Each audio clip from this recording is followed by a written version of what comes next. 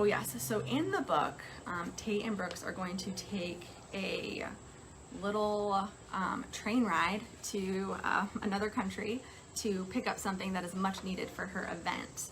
And this is after they get to the train station and they are waiting to board the train.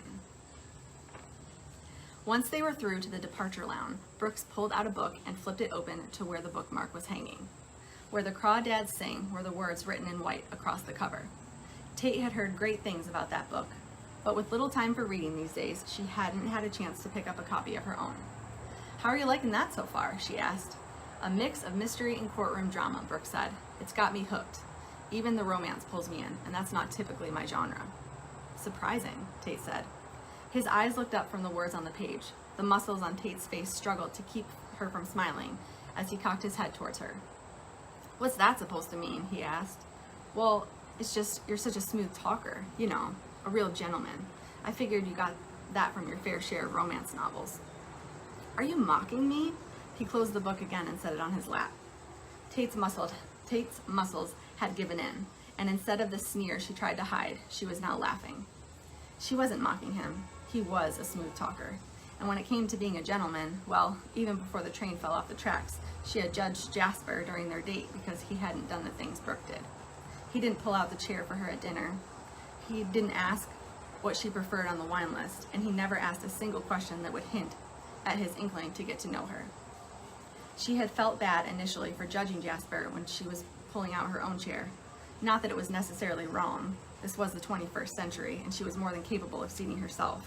But when Brooks had pulled her chair out at the Lanesboro, it made her feel something she hadn't felt in a long time. Special. Tate knew before she sat down that night with Jasper that he was in trouble. Even if he wasn't an egotistical jerk, he still needed to fill the shoes of Brooks Walker. Those were some pretty big shoes. "Not mocking," Tate said, finally able to catch her breath. "I'm being serious. You seem like one of the good ones." She stopped mid-breath. She knew better than that, and winced as soon as the words came out of her mouth. A heavy sense of guilt fell over her, but the smile on Brooks's face immediately erased any regret. "Miss Montgomery," Brooks said, leaning his shoulder into hers.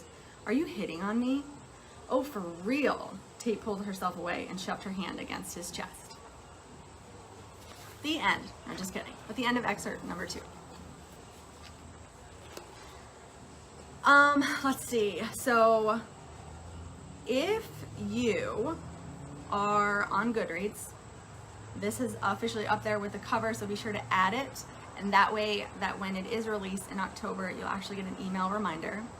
I also have been releasing some excerpts and get to know you posts about some of the other characters in my newsletter. So if you're not subscribed to my newsletter, be sure to do that as well.